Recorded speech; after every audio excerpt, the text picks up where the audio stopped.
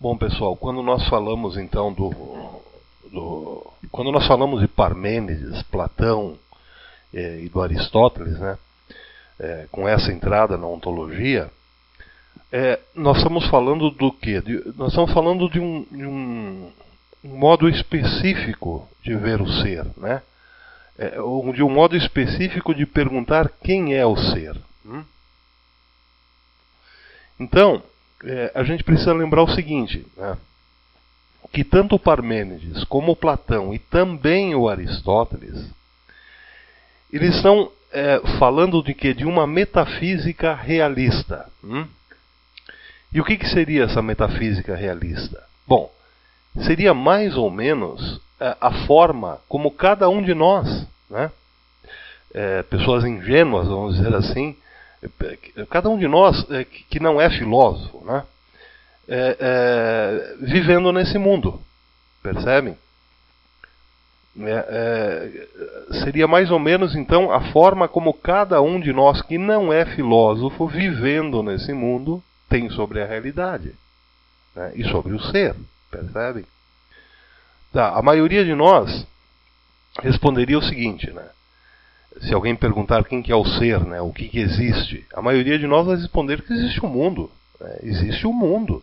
Existem as coisas que constituem o mundo e nós existimos dentro desse mundo, né?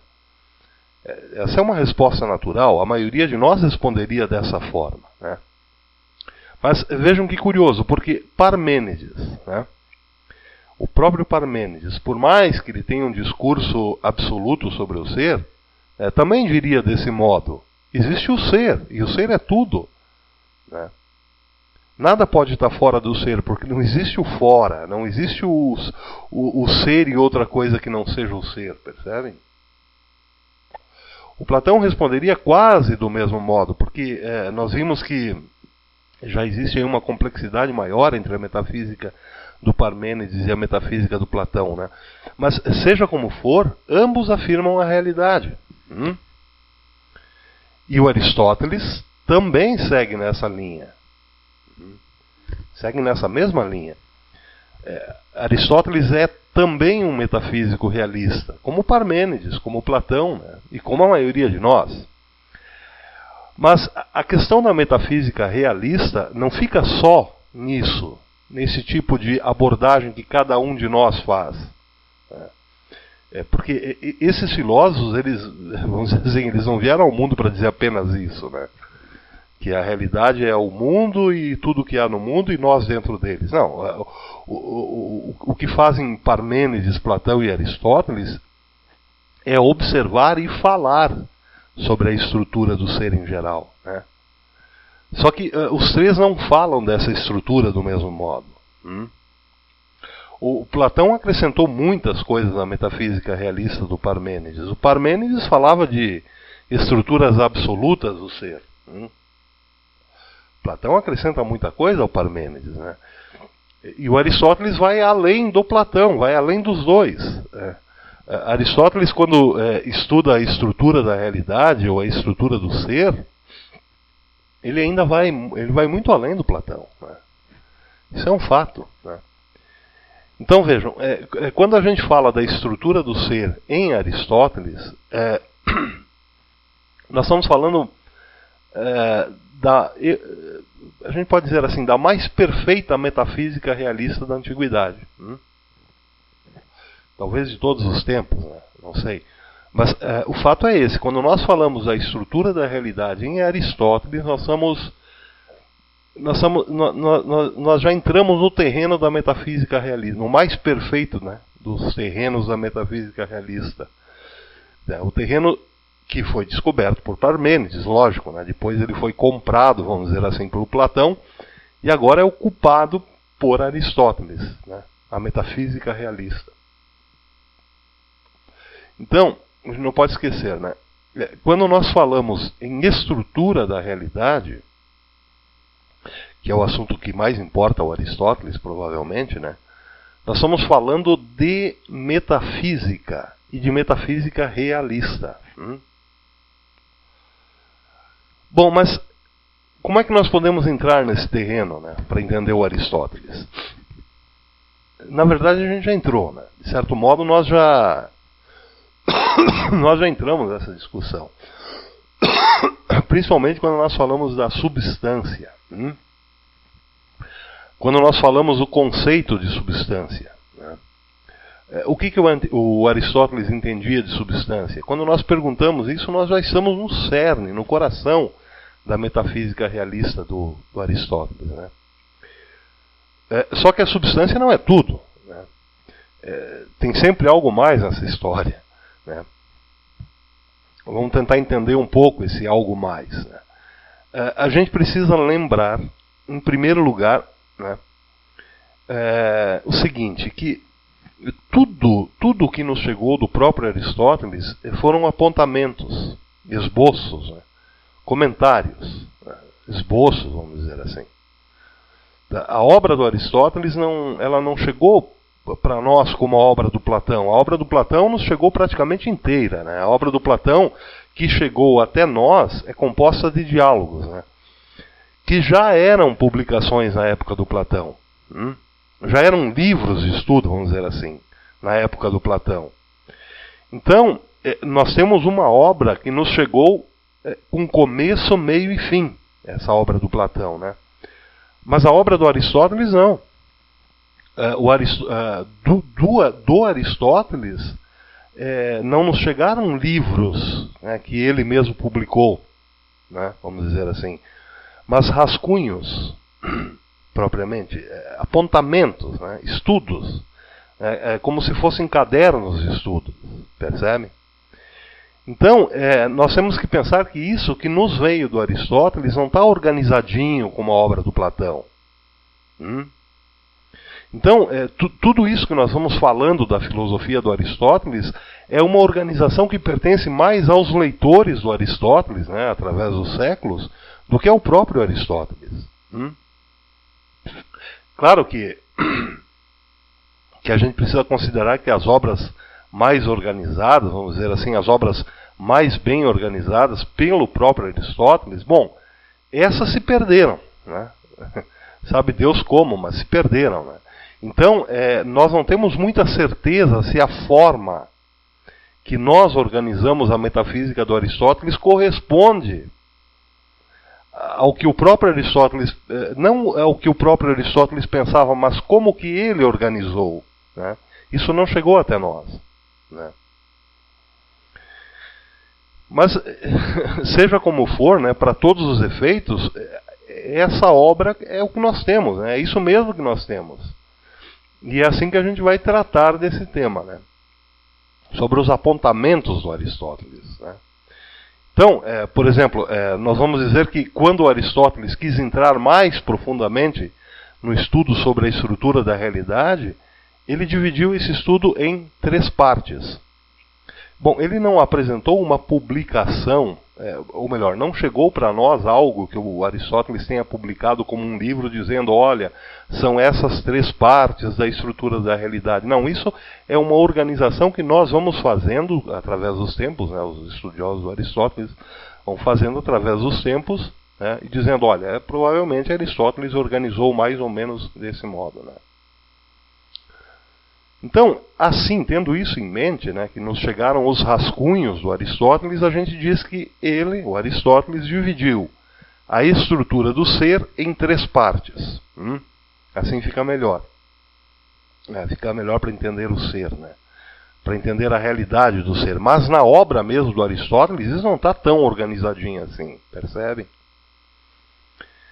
Então vamos ver. O Aristóteles ele pegou tudo o que ele entendia por estrutura do ser, né, e dividiu isso tudo em 3 partes, em 3 problemas, vamos dizer assim. Bom, em primeiro lugar, a gente pode entender que o Aristóteles fala da estrutura do ser em geral. Em segundo lugar, ele fala sobre a estrutura da substância. Em terceiro lugar, ele coloca o problema da realização, ou estrutura daquilo que nós podemos chamar de realização. Mas vejam, sempre lembrando que nós não temos certeza se essa ordem, essa classificação é só um esboço do Aristóteles, né, ou a forma acabada, né, que o Aristóteles eventualmente tenha dado, percebe? Em todo caso, é dessa ordem, dessa separação do problema do ser em 3 partes que nós vamos partir. Tá? Então, vamos chamar essas 3 partes a estrutura do ser em geral, ou a estrutura da realidade, né, em geral, a estrutura da substância e a estrutura da realização. Vamos chamar essas 3 coisas de sistema aristotélico. Ok? Então, quando a gente falar de sistema aristotélico, nós estamos falando de 3 coisas: estrutura do ser em geral, né, estrutura da substância e estrutura da realização. Bom, então, vamos começar pela estrutura do ser em geral. Né? Tem 2 livros do Aristóteles onde esse problema é tratado de modo mais direto, vamos dizer assim. No livro da Metafísica, né, e no livro da Lógica. Bom, no livro da Metafísica, esse problema da estrutura do ser em geral, nesse livro a gente pode dizer que o Aristóteles mostra a complexidade do problema. E mostra de tal modo que a impressão que nós temos é que lá pelas tantas ele abandona esse problema. Né? Porque é um tanto complexo para tratar. Vejam, na forma de um esboço, ele ainda é tratado como um problema quase insolúvel. Tá? Isso no livro da Lógica. Né? E até que ele parece bastante confuso assim, à primeira vista. Né? Mas, no livro da Lógica, aí não. Aí o problema da estrutura do ser em geral, ele é tratado de modo... como é que a gente podia dizer? Bom, ele é tratado de modo magistral. Eu acho que esse é o termo. Né? Então, vamos pegar esse livro da Lógica, né, em primeiro lugar. Né? Quem tiver esse livro, Lógica, do Aristóteles, né, vai encontrar no capítulo das categorias, né, que é chamado Livro das Categorias. Né? Estamos falando de um livro dentro de um livro. Né? O livro das categorias está dentro do livro da Lógica, logo no começo. Né? Bom, no livro das categorias, o Aristóteles propõe uma questão inédita na história da filosofia. Né? Inédita até então. Né? Ele propõe uma questão chamada categorias, como o título mostra, né? Categorias. Isso ainda não tinha sido feito por nenhum filósofo anterior a ele. Né? O Aristóteles é o primeiro a propor o problema das categorias. Mas que problema é esse? Bom, a gente pode perguntar, né, que questão é essa? Né? Bom, a gente não pode esquecer que, ao propor este problema, Aristóteles está dizendo para a gente o seguinte, que ele quer entrar, né, ele quer penetrar o mais fundo possível na estrutura do ser. Ele quer entrar o mais fundo possível na estrutura da realidade, percebem? Então, ele escreve esses esboços aí sobre as categorias, né, que chega até nós dentro desse livro da Lógica, intitulado Livro das Categorias. Né? Então, nesse livro das categorias, o Aristóteles escreve o que ele entende por estrutura do ser, né? Ou estrutura da realidade, tanto faz. Né? Bom, o que a gente precisa saber sobre esse escrito, em primeiro lugar, é o seguinte. Em primeiro lugar, a gente precisa saber o seguinte. Com esses escritos, o Aristóteles pretendia encontrar uma chave, vamos dizer assim. Uma chave que permitisse compreender conceitualmente qualquer ser. Todo e qualquer ser. Uma chave que pudesse fixar conceitualmente a estrutura de todo e qualquer ser que ele encontrasse. Por isso que nós dizemos estrutura do ser em geral, percebem? Então vamos dizer assim, que a primeira questão do Aristóteles nesse livro é encontrar uma chave que servisse para abrir o segredo, né, de qualquer ser que ele encontrasse. Claro que são palavras minhas, né?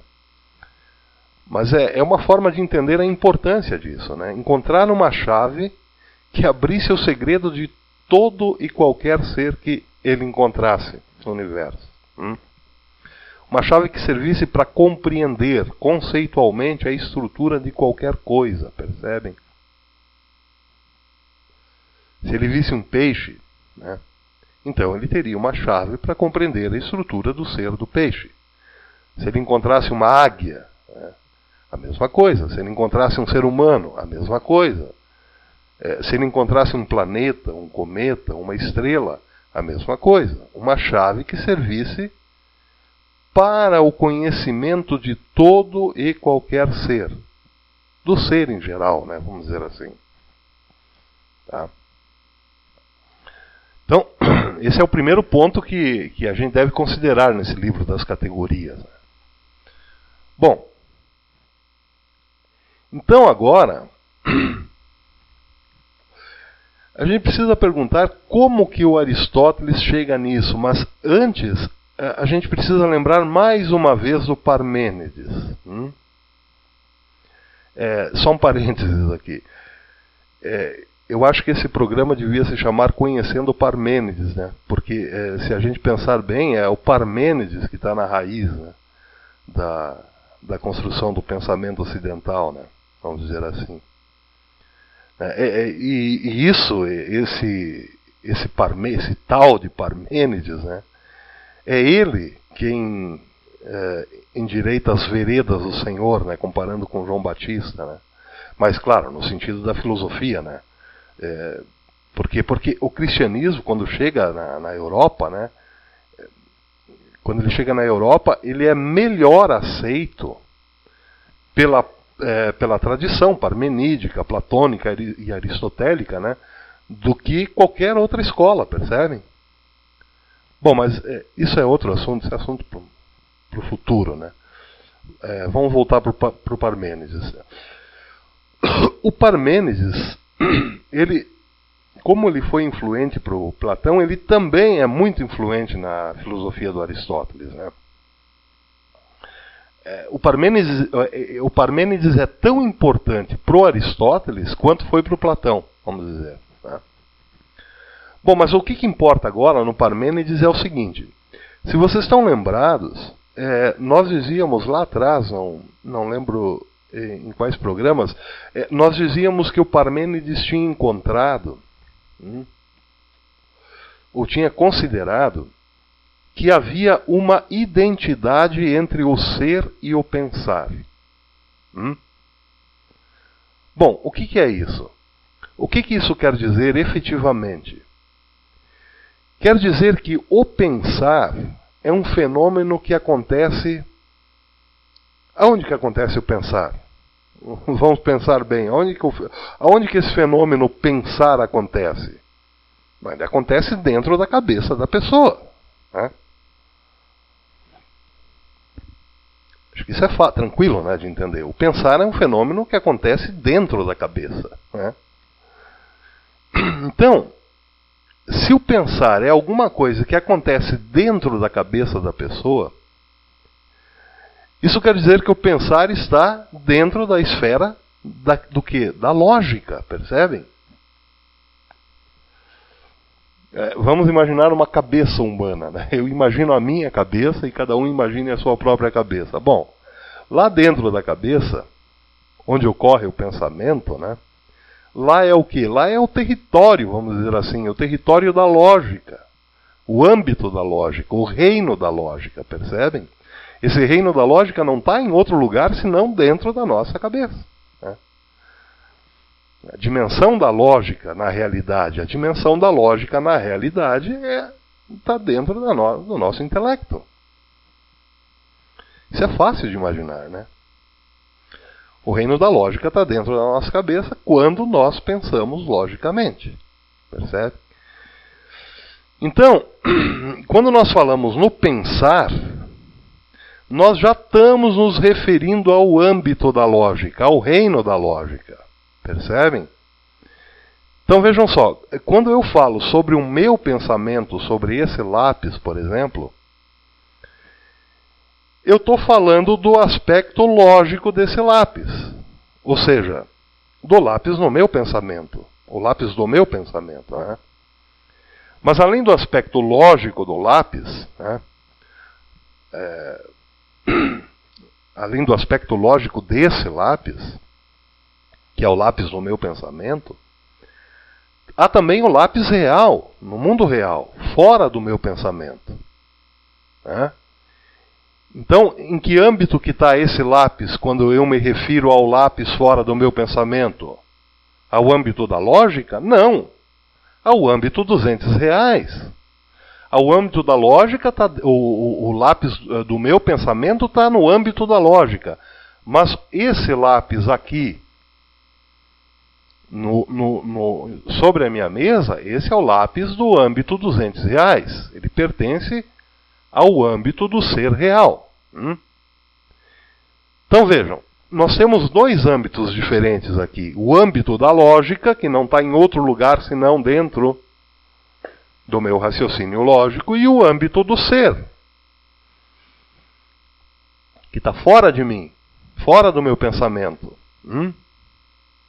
Então, o âmbito da lógica está no meu pensamento, vamos dizer assim, e o âmbito do ser está na realidade, fora de mim. Bom, o que acontece com o Parmênides? O que acontece com o Parmênides é isso. Ele percebe que existe... Primeiro ele percebe que existem esses dois âmbitos. Mas ele percebe que existe uma identidade entre o ser e o pensar. Que existe uma identidade entre o âmbito da lógica e a realidade, e o âmbito da realidade, percebem? Existe uma identidade entre o lápis no meu pensamento e o lápis real sobre a minha mesa. Está claro isso? Bom, o que isso quer dizer? O que quer dizer essa identidade entre o ser e o pensar? O que quer dizer essa identidade entre o âmbito da lógica e o âmbito do ser para o Parmênides? Quer dizer o seguinte, que o que eu penso sobre esse lápis, de fato existe fora de mim. De fato existe no lápis da realidade, percebem? Então, se eu penso que o lápis é útil, a utilidade de fato faz parte do ser do lápis na realidade. Existe uma coisa na realidade chamada utilidade do lápis. Isso é identidade, percebem? Vamos dizer de outro modo, aquilo que eu penso sobre as coisas não são só coisas que eu penso, mas são também as propriedades objetivas das coisas, percebem? Então, se eu contemplo esse lápis e vejo no meu pensamento que esse lápis é preto, então o fato do lápis ser preto não é só uma coisa que existe no meu pensamento, mas essa coisa, essa cor, né, vamos dizer assim, é também uma propriedade objetiva do lápis no mundo real, ou do mundo real, percebem? Então, eu não posso duvidar nem negar que esse lápis que eu penso é diferente do lápis que existe fora do meu pensamento, percebem? Porque eles não são idênticos, mas eu identifico propriedades que estão no meu pensamento que são idênticas às propriedades objetivas das coisas. Né? Então, o âmbito da lógica é idêntico ao âmbito da realidade, percebem? Na sua estrutura. Bom, isso é o Parmênides. Em termos, isso é o Parmênides. Mas o Aristóteles, ele também conserva isso. Ele também conserva esse modo de pensar do Parmênides, percebe? Não só conserva, como ele vai levar esse modo de pensar ao seu máximo, né? A sua evolução maior, vamos dizer assim, né? A sua real evolução, né? Então, voltando ao problema das categorias, né? A gente precisa considerar o seguinte: em primeiro lugar, a gente precisa considerar que as categorias, esse nome, essa coisa chamada categorias, é em primeiro lugar, pro Aristóteles, é uma diretriz do pensamento lógico. Categorias, em primeiro lugar, é uma diretriz do pensamento lógico. Mas é também algo real, fora do pensamento. Percebem? Bom, se isso está meio confuso por enquanto, não se preocupem, porque isso vai ser bem explicado pelo Aristóteles, né? Mas, por enquanto, a gente precisa pensar o seguinte, que as categorias são coisas, vamos dizer assim, entre aspas, né? São coisas que estão no âmbito da lógica, né? No âmbito da nossa mente, vamos dizer assim, né? Para facilitar, mas também são coisas do âmbito da realidade. São coisas objetivas no âmbito da realidade, né? E nesse sentido são as mesmas coisas, vamos dizer assim, né? Por quê? Porque o Aristóteles toma isso emprestado do Parmênides. Ele toma essa identidade entre ser e pensar, né? Ele toma isso emprestado do Parmênides. Então vejam, o Aristóteles começa em primeiro lugar falando sobre as categorias no âmbito da lógica, no âmbito do pensamento, né? Então, vamos lembrar o seguinte, o que o Aristóteles quer com essas categorias?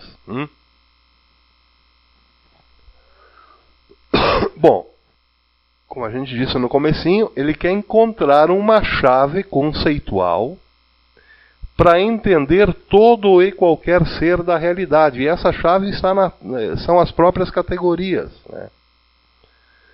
Então, ele percebe que para entrar no fundo da realidade, para entrar na realidade a fundo, vamos dizer assim, ele precisa entender essas categorias. Categorias o quê? Das coisas. Mas essas categorias, elas estão em dois âmbitos ao mesmo tempo. No âmbito da lógica e no âmbito do ser. Lembram do meu lápis, o lápis que eu penso e o lápis que está aqui na minha mesa? O lápis que eu penso é o âmbito da lógica, e o lápis que está aqui na minha mesa é o lápis do âmbito do ser. Então, para o Aristóteles, as categorias das coisas estão em dois âmbitos ao mesmo tempo, no âmbito da lógica e no âmbito do ser. Bom, então vamos imaginar o seguinte, vamos imaginar o Aristóteles diante de uma pedra enorme, né? Ou diante do meu lápis aqui, né? Bom, o Aristóteles, diante de uma pedra, né? Ou diante de um lápis, ou diante de qualquer ser em geral, né? A primeira pergunta que ele faz é a seguinte: quais são os diferentes pontos de vista, né, nos quais eu, Aristóteles, posso me situar para dizer deste lápis, ou sobre esse lápis, ou sobre essa pedra, ou qualquer outra coisa, o que esse lápis, ou essa pedra, ou qualquer outra coisa é. Percebem? Bom, mas o que é um ponto de vista? Um ponto de vista é um modo, é uma maneira de dizer alguma coisa, né, sobre algo. Percebem? Então, se eu digo que o meu lápis é azul, o que eu fiz aí? Eu encontrei um modo, eu encontrei uma maneira de falar alguma coisa sobre o meu lápis, percebem? eu encontrei um ponto de vista sobre o meu lápis. Meu lápis é azul. Mas vejam bem, não existe uma única maneira de dizer algo sobre algo, né? Nós não temos só um ponto de vista sobre as coisas.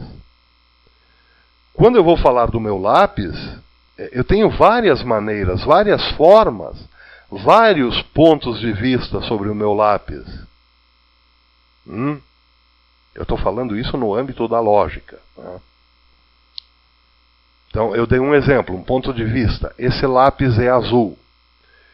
Mas, se eu digo que o lápis é azul e está sobre a mesa, eu já usei dois pontos de vista, duas maneiras, duas formas diferentes, né, de dizer alguma coisa sobre o lápis. Percebem? Mas também duas formas diferentes de ver o lápis, né? Quando eu vejo que o lápis é azul, este ver é um ponto de vista. Mas quando eu vejo que ele é azul e está sobre a minha mesa, sobre a mesa, esse já é outro ponto de vista, é outro modo de ver, percebem? Então vejam bem, quando eu digo que o lápis é azul, eu estou dizendo, eu estou falando, né? Eu estou usando uma expressão verbal. Eu estou predicando o lápis, segundo um ponto de vista, né? Mas, quando eu apenas vejo que ele é azul, mas eu não digo nada, eu apenas vi, eu apenas observei que ele é azul, e não disse nada, não emiti nenhum juízo, né? Não prediquei nada, eu fiz o quê? Eu observei, eu apenas observei o lápis segundo um dos pontos de vista que a realidade me oferece. Então o ponto de vista não é só meu. Quando eu falo de ponto de vista meu e expresso esse ponto de vista com a minha linguagem, bom, esse é o meu ponto de vista sobre a realidade. Mas quando eu apenas vejo as coisas do jeito que elas aparecem para mim, eu vejo segundo o ponto de vista da própria realidade, fora de mim. Percebe? Que é o mesmo. Bom, mas vamos seguir adiante porque por enquanto pode parecer meio confuso mesmo, né? Bom, então, vejam bem, aqui nós já temos um bom exemplo, né, desses dois âmbitos que o Aristóteles tinha percebido. O âmbito da lógica e o âmbito do ser, né? Quando eu observo o lápis, eu estou no âmbito do ser. Mas quando eu digo algo sobre o lápis, eu já estou me referindo, algo lógico, né? Eu já estou me referindo, eu já estou me servindo, vamos dizer assim, do âmbito da lógica, percebem? Do âmbito do pensamento lógico. Então, vamos pegar o ponto de vista da lógica. Aristóteles, diante do lápis, né, sob o ponto de vista da lógica, né, quais seriam esses pontos de vista da lógica? Essa é a pergunta, né? Essa é a questão agora. A questão é a seguinte, agora, né? Categorias e pontos de vista são a mesma coisa. Cada ponto de vista é uma categoria. E cada ponto de vista é uma categoria em dois sentidos. No sentido da lógica e no sentido da realidade, da ontologia. No âmbito da lógica e no âmbito da realidade, percebem? Se eu digo que o lápis é azul, eu estou falando sobre um ponto de vista, né? Um modo, vamos dizer assim, de ver, né? Do meu pensamento. E esse ponto de vista é uma categoria lógica, percebem? Então, do ponto de vista da lógica, esses modos de ver, esses pontos de vista, essas categorias, são modos de predicar o ser, são modos do meu intelecto, são os modos que o meu intelecto tem de predicar o ser, percebem? E a questão é a seguinte: quantos modos de predicar o ser nós temos aqui dentro da mente? Bom, essa é a questão. Mas vejam só, o que é predicar? Predicar é atribuir a um sujeito, né, um predicado. Isso parece simples. Quando eu digo que o lápis é azul, quem que é o sujeito? É o lápis.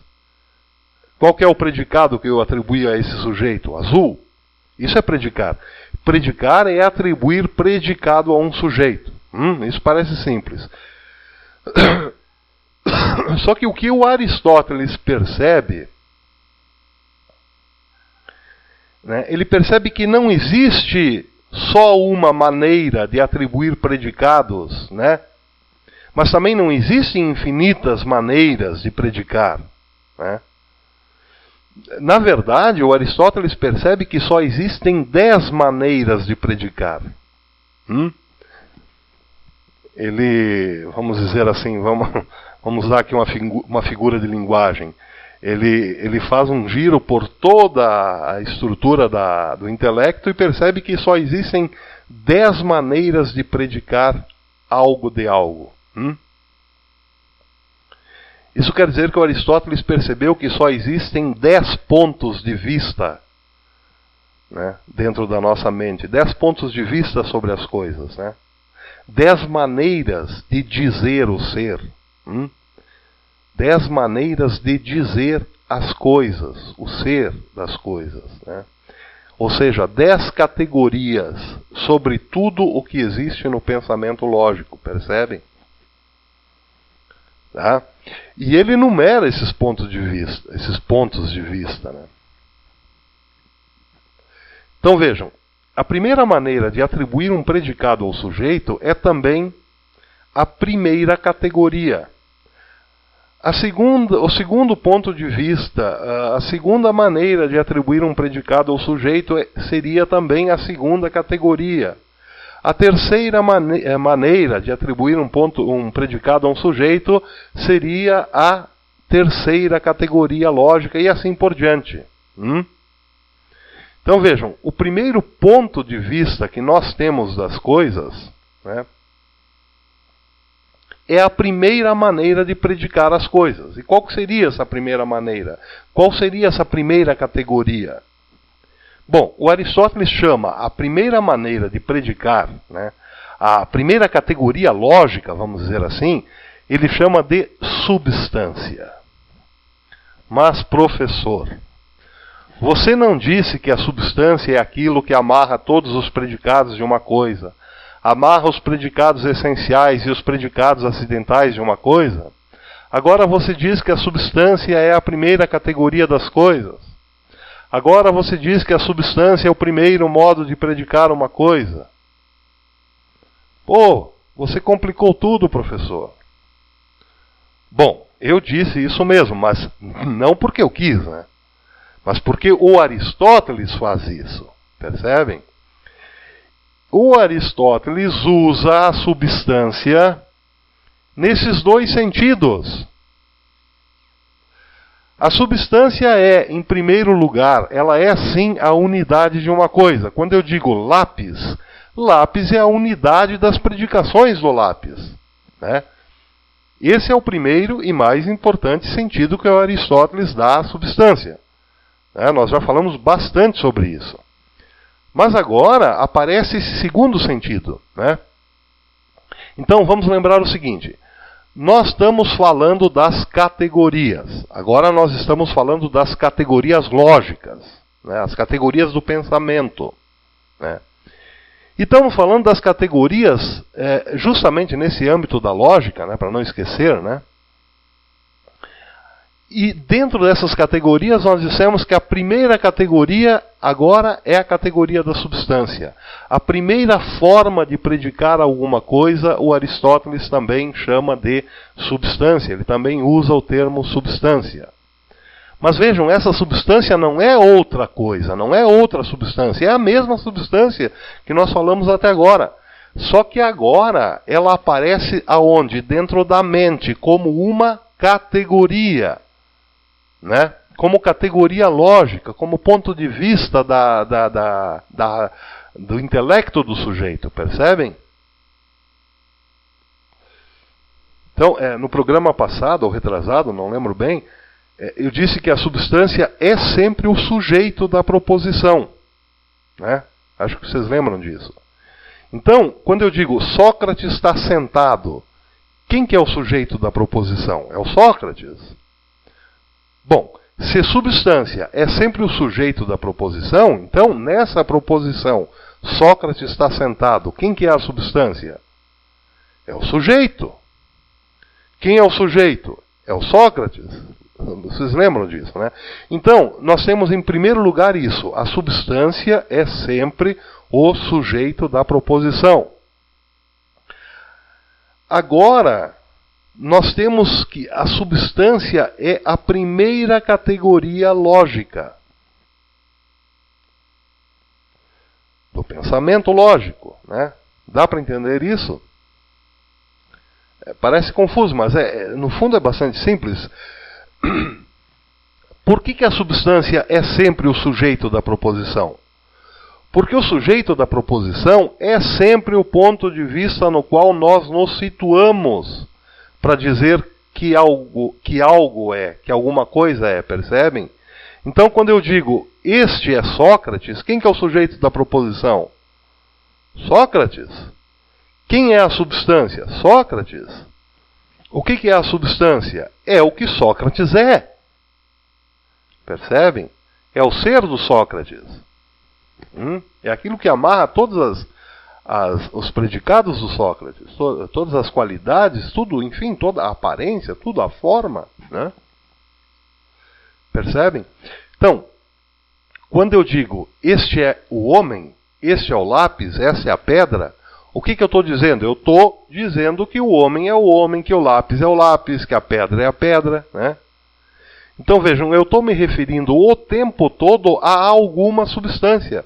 Sempre que eu penso, sempre que eu falo, sempre que eu imito juízo, eu estou falando, pensando, emitindo juízo de alguma substância. Seja homem, seja lápis, seja pedra, eu estou me referindo a... Eu estou sempre me referindo a uma substância. Então, essa referência à substância é o quê? É um ponto de vista meu. É uma categoria que eu encontro dentro do meu intelecto. E é a categoria mais importante, porque vejam, sem essa categoria, sem a categoria da substância, os outros 9 pontos de vista, as outras 9 categorias não teriam nenhum sentido. Né? Todos os outros pontos de vista restantes, né, todas as 9 categorias lógicas do pensamento, né, elas só farão sentido se forem pontos de vista de alguma substância.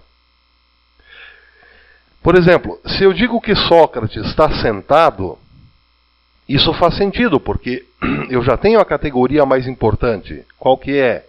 Que é a categoria da substância, é o Sócrates, né? Então, esse ponto de vista lógico faz sentido, mas se eu simplesmente digo, está sentado, isso não faz sentido. Por quê? Porque falta uma substância aí. Quem que está sentado? Não sei, eu não disse. Eu não reconheci uma substância, eu apenas disse, está sentado.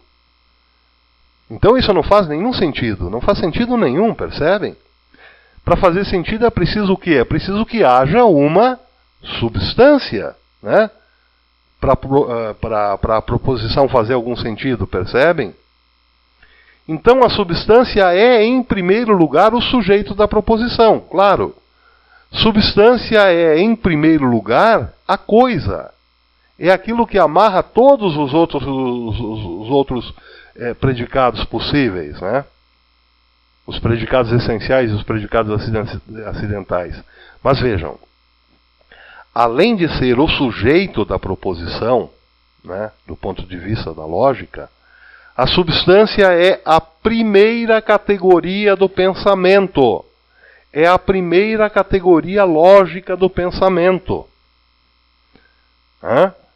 A primeira categoria do pensamento quer dizer também outra coisa, ainda mais profunda, quer dizer que nós, quando estamos pensando em substâncias em primeiro lugar. Todo o nosso pensamento tem um sujeito. Por quê? Porque se não tivesse um sujeito, o nosso pensamento seria, seria como pensar em nada. Né? Bom, mas nem isso, né? Porque até o pensar em nada, né, seria o nada, aí nesse caso já seria um sujeito, então já seria uma substância. Né? É uma frase também que não faz sentido, né? Bom, o fato é o seguinte, qualquer pensamento é pensamento de alguma coisa. Essa alguma coisa é uma substância, se é alguma coisa é uma substância. Né? Porque se não houvesse substância nenhuma, também não haveria pensamento, percebem? Porque pensar é pensar alguma substância.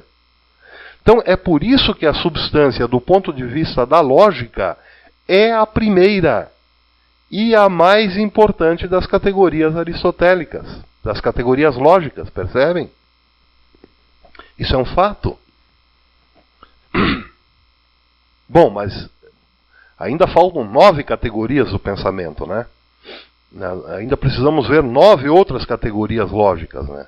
9 outros pontos de vista, né, do nosso intelecto sobre o que? Sobre a substância, percebem?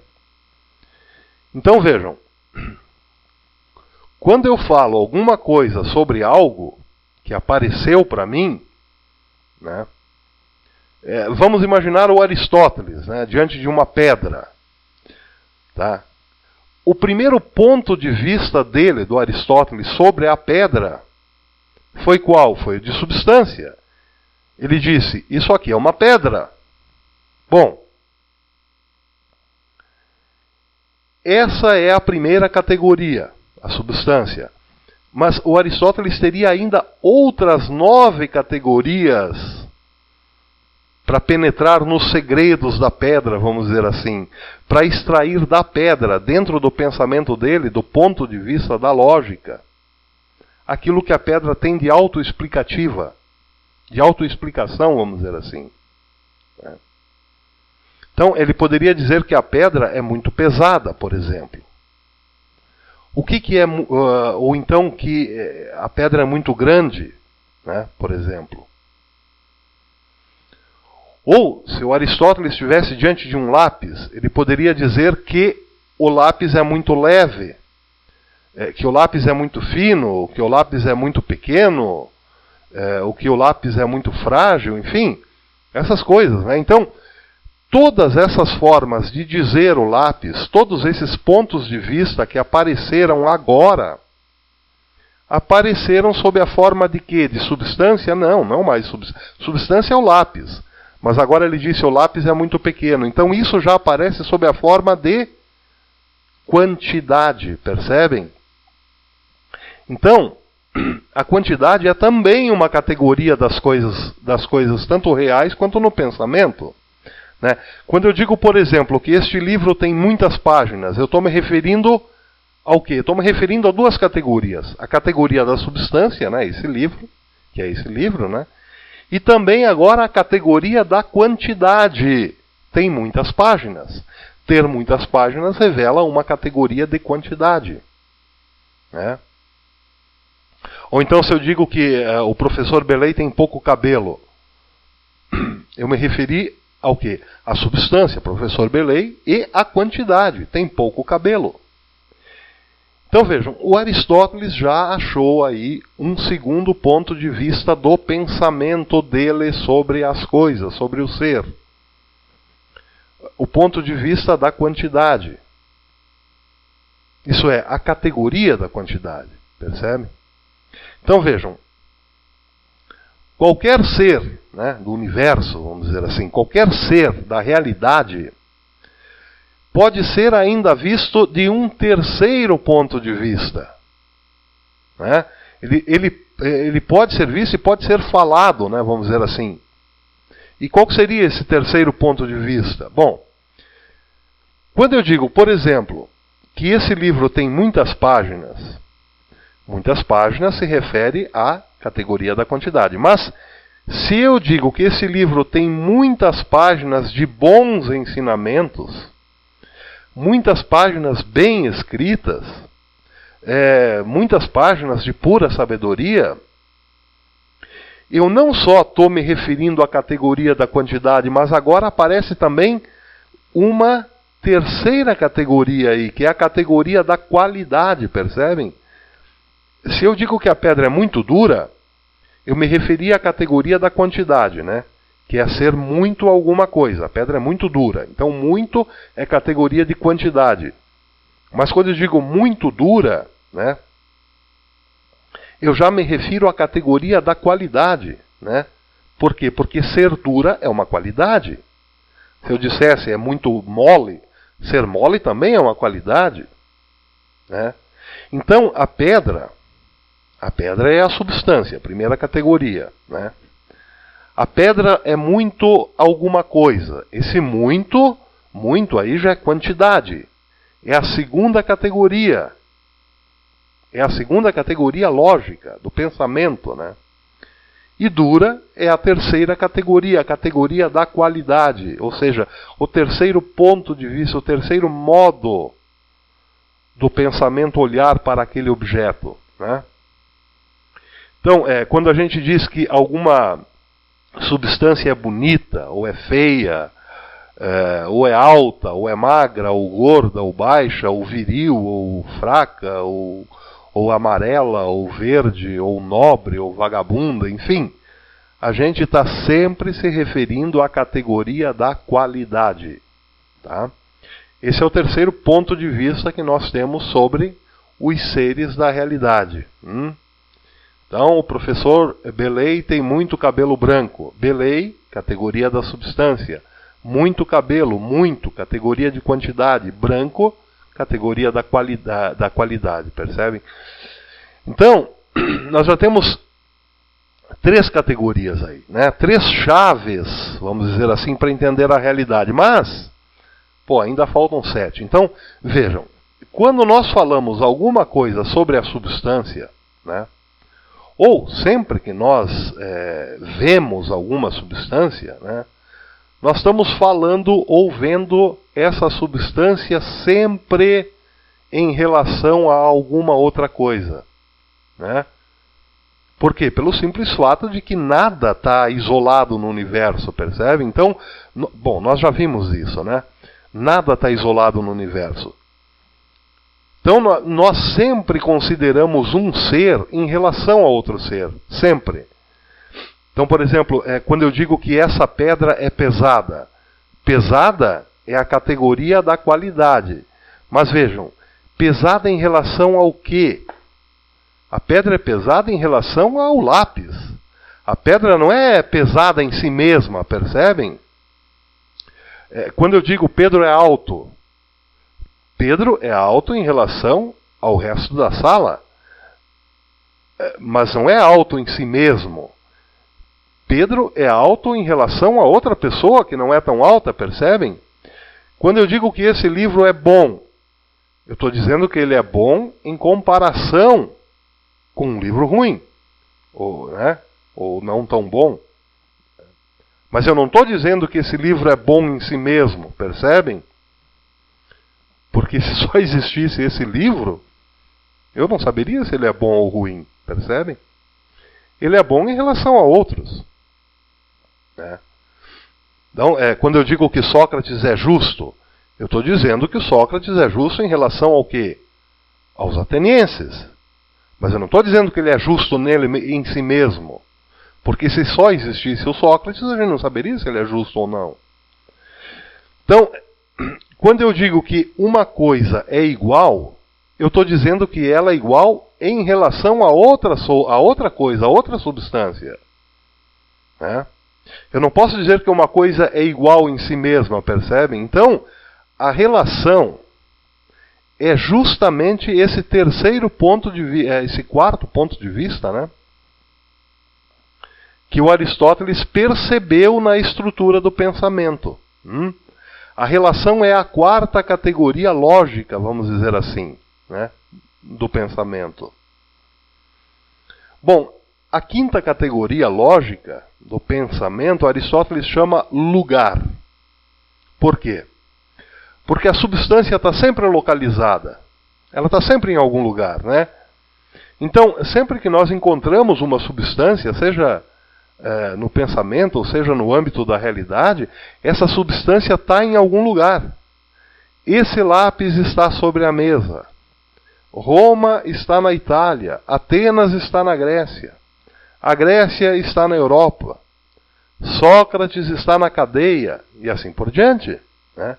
Então já temos já temos aí 5 categorias, né? 5 categorias lógicas para o quê? Para compreendermos o ser fora do pensamento, né? Para penetrar no ser, né? Em qualquer ser, no ser em geral, né? Que é o tema do Aristóteles agora, o ser em geral, né? 5 categorias lógicas.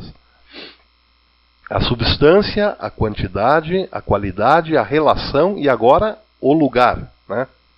Bom, a 6ª categoria lógica é o ponto de vista em que nós temos do tempo, né? Porque de um ser, de qualquer ser, nós podemos predicar quando é, quando está sendo, quando foi, quando será, né? E quando deixará de ser, né? E assim por diante. Quando eu digo que Sócrates morreu envenenado, eu estou dizendo que aquele ser deixou de existir, né?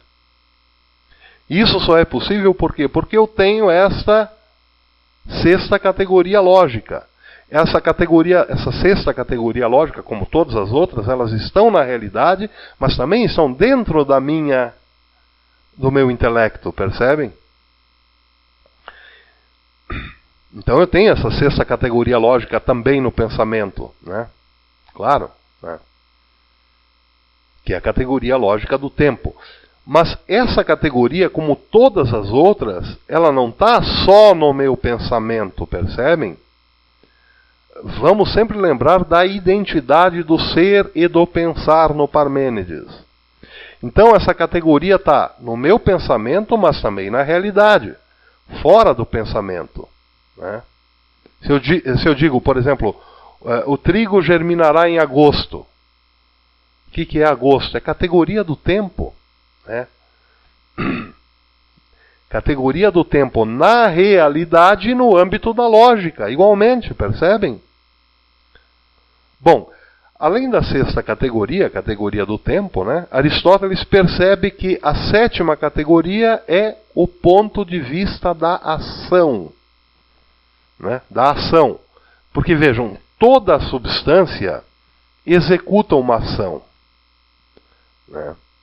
Ou é, digamos assim, planejada para um fim, para atingir um fim.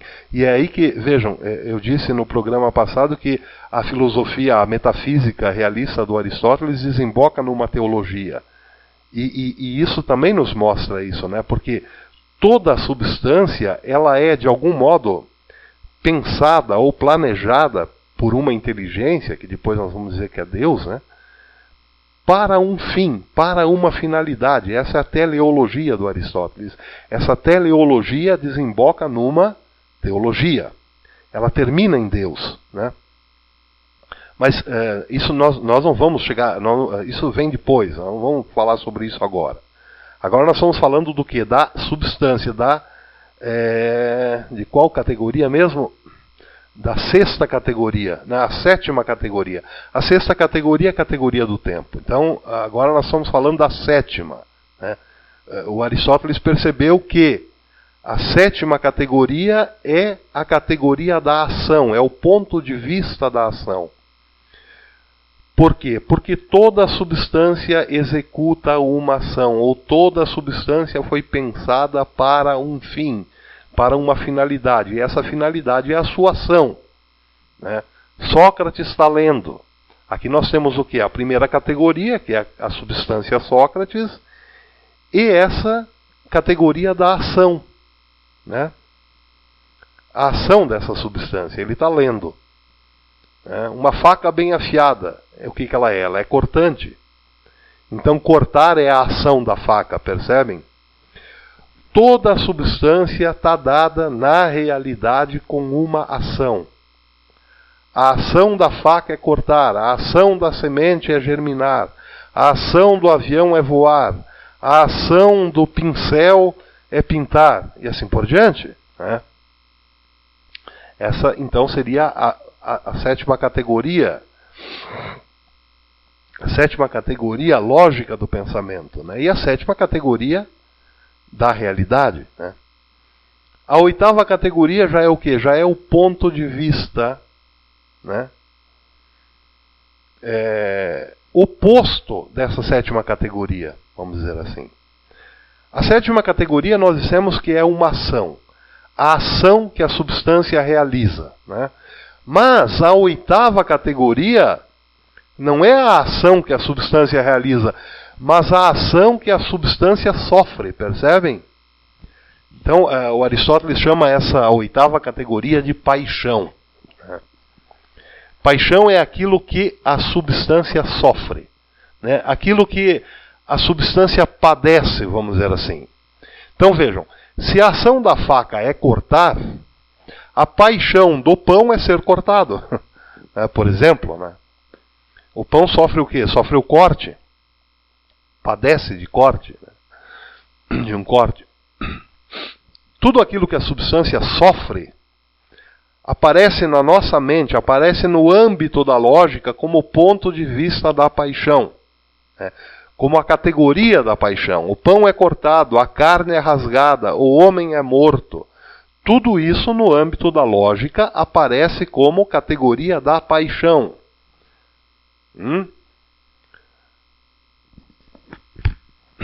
Então, essa seria a oitava categoria. A categoria de número 9 é o ponto de vista da posição. Quando eu digo que Sócrates está sentado, sentado é uma posição, é uma categoria lógica, uma categoria do pensamento que eu percebo na minha mente, claro, né? E também da própria realidade, né? O trigo está de pé. A chuva deitou o trigo, mas agora com o sol o trigo está de pé novamente. Estar de pé ou deitado revelam o quê? Revelam o ponto de vista da posição. A categoria da posição, né? A categoria número 10, finalmente, né? Aristóteles chama de estado. Estado, né? Estado é como a substância está, ou melhor, é o estado em que a substância aparece para nós, né? Por exemplo, Sócrates está despido, a figueira está florida, o pão está mofado, o soldado está armado, né? E assim por diante. Bom, tudo isso que o Aristóteles propõe aqui, né, com esse negócio de categorias, é o quê? É a própria estrutura do ser, percebem? Porque o desejo de Aristóteles é penetrar a fundo na estrutura do ser. E esse penetrar a fundo revelou ao Aristóteles exatamente isso, né? Que essas categorias, essas 10 categorias que ele numerou, essas categorias são a própria estrutura do ser, percebem? Agora, vejam bem, a estrutura do ser, pro Aristóteles, é também a estrutura do pensar. Então, vamos inventar uma frase aqui para entender melhor esse negócio, né? Vamos inventar uma frase com todas essas 10 categorias, né, por exemplo. Então vamos lá. Sócrates é o mais sábio dos gregos, mas mesmo sendo sábio, ele ontem foi preso nas ruas de Atenas e amanhã será morto, né, por será morto por ingestão de veneno, né? Sócrates ensinou a filosofia da virtude e agora morrerá por isso. Morrerá sozinho, sentado e nu. Bom, aqui nós temos o quê? Do ponto de vista do ser, né, da realidade fora de nós temos todas essas categorias, né? Do ponto de vista do ser, é o que acontece na realidade, percebem? De fato houve um Sócrates, né? Categoria da substância. Ele de fato era um homem sábio, né? Categoria da qualidade, né? Era o homem mais sábio de Atenas, né? Mais categoria da quantidade, né? Mais sábio entre os homens de Atenas, né? Aí nós podemos dizer que existe aqui uma categoria da relação, né? Sócrates, em relação aos homens de Atenas, era o mais sábio, né? Ele foi preso ontem, né? Ontem é uma categoria de tempo. Foi preso nas ruas de Atenas, é uma categoria de lugar, né? Sócrates ensinava filosofia, né? Ensinava a pensar, né? Isso revela a categoria do que? Da ação, né? E teve de morrer por isso, né? Então, por isso Sócrates morreu. Isso quer dizer, a categoria foi a paixão do Sócrates, né? Então, isso já revela a categoria da paixão, né? Sócrates sofreu, né? Sofreu a condenação dos seus patrícios por ter ensinado. Então, essa foi a sua paixão, categoria de paixão, né? Morrerá sozinho, sentado e nu, né? Sentado é a categoria da posição, né? Nu seria a categoria de estado, né? Sócrates está nu, né? Então, bom, essas categorias todas estão o quê? Elas estão se desvelando, elas estão aparecendo, vamos dizer assim, aonde? Em primeiro lugar, na realidade, né? A realidade é o quê? É isso que está acontecendo o tempo todo ao nosso redor, né? Por quê? Porque nós estamos imersos na realidade. Nós vamos dizer assim, nós somos cercados de realidade por todos os lados, né? Então nós somos imersos, né? Aonde? No acontecimento das coisas, num acontecimento infindável da realidade. Porque a realidade é um acontecer o tempo todo, o tempo todo. E esses acontecimentos todos, né, tudo isso que acontece o tempo todo, acontece com o quê? Com substâncias, né? E esse acontecer às substâncias acontecem por quê? Porque a estrutura da realidade é formada por essas 10 categorias. Essas 10 categorias é como se fossem as estruturas que imprimem todo o movimento da realidade, percebem? Então, essas categorias fazem o quê? Fazem a totalidade da estrutura da realidade. Percebem? Bom, tudo isso acontece fora de nós, né? Tudo isso acontece no âmbito do ser, né? Mas vejam só, como é que nós entendemos tudo isso que está acontecendo aí fora de nós, no âmbito do ser? Como é que nós entendemos isso intelectualmente? Como é que nós conseguimos entender, captar com o nosso intelecto todos esses movimentos do ser? Bom, a gente consegue entender tudo isso, né? A gente consegue entender, a gente consegue compreender racionalmente todo o acontecer da realidade, todo o acontecer do ser.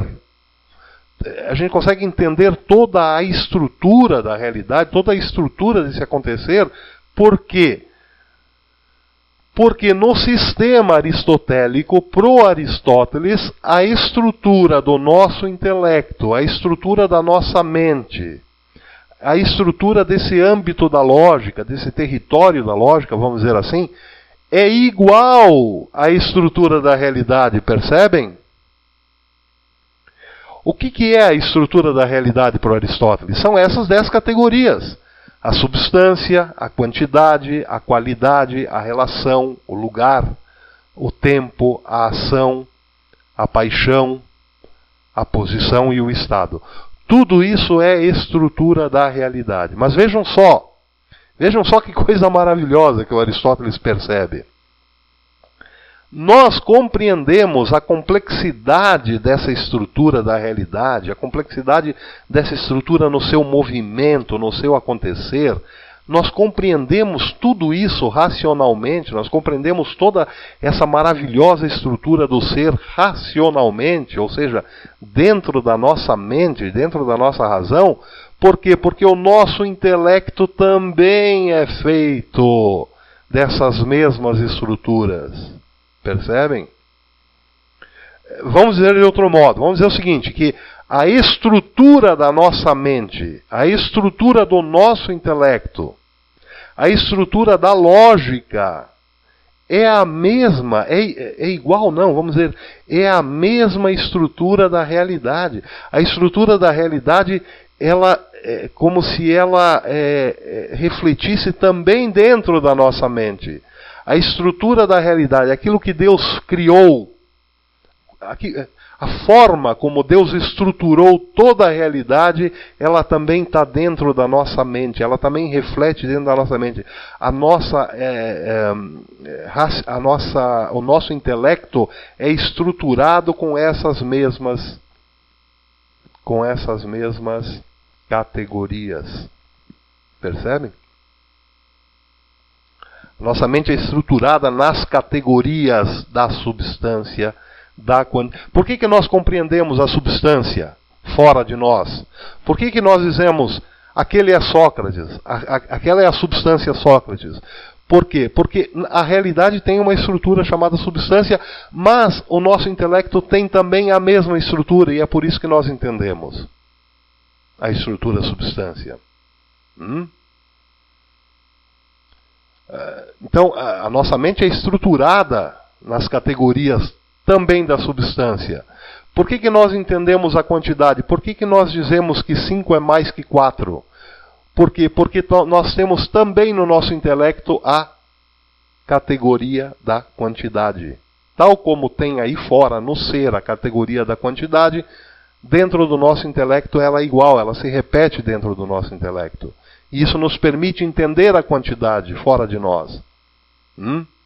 Por que nós entendemos a estrutura da qualidade? Por que nós dizemos que uma coisa é bela comparada a outra? Por que uma coisa é bonita? Por que uma coisa é feia? Porque o nosso intelecto também tem essa estrutura da qualidade. Por que nós dizemos que uma coisa é maior que outra? Porque nosso intelecto, tal como tem na realidade, tal como se apresenta na realidade, o nosso intelecto também tem essa categoria da relação. Por que nós sabemos que ontem é passado e amanhã é futuro? Porque nós também temos dentro do nosso intelecto a categoria do tempo. Por que nós sabemos que estamos aqui e não em outro lugar? Porque dentro do nosso intelecto nós temos a categoria do lugar. Por que nós sabemos que a ação da árvore é frutificar, é dar frutos? A ação da mulher é gerar filhos. Por quê? Porque nós temos a categoria, o nosso intelecto tem também a categoria da ação. Por que nós sabemos que a paixão da árvore é ser cortada? Porque nós temos dentro do nosso intelecto a categoria da paixão, tal qual a realidade se mostra. Por que nós sabemos que... Por que nós compreendemos intelectualmente que estar deitado não é estar andando? Porque nós temos essa categoria da posição. E assim por diante. Bom, a categoria do estado, né? Por que nós sabemos que Sócrates está nu e não está vestido? Porque nós temos a categoria do estado, como o ser se apresenta para nós, como ele está no momento em que se apresenta para nós, né? E nós só entendemos a realidade, né? Isso segundo Aristóteles, claro, né? Porque existe essa identidade entre o ser e o pensar, percebem? Exatamente como dizia o Parmênides, né? Mas claro, o Parmênides ele não dizia dessa forma, né? O Parmênides não chegou a compreender, né, o ser com essa profundidade toda do Aristóteles, né? Então, vejam, esse problema das categorias, ele é inédito na filosofia, né? Até o Aristóteles. Ninguém antes do Aristóteles tinha proposto isso. Ninguém antes do Aristóteles tinha visto o ser desse modo, né? Com suas estruturas, né? Com suas categorias, né? E também ninguém antes do Aristóteles tinha compreendido que as estruturas do intelecto são as mesmas estruturas da realidade. Ou melhor, ninguém tinha compreendido a lógica ou a mente humana como o Aristóteles. Nem o Platão tinha compreendido assim, né? Nem Parmênides, nem Sócrates. Aristóteles aqui não tem companhia, percebem? Vamos dizer assim. Aristóteles faz a filosofia avançar definitivamente. Mas, bem, nós vamos falar muito ainda sobre isso, né? Hoje parece que ficou um pouco confuso, né? Mas eu acho que já dá para ir encerrando por aqui, né? Porque eu acho que nós avançamos um pouquinho hoje, né? Mas não se preocupem, porque a gente está só começando. Esse tema é fabuloso, é encantador demais, né, dentro da filosofia. Então a gente vai falar bastante sobre isso, né? Mas então eu vou ficando por aqui. Só que antes eu gostaria de mandar um abraço especial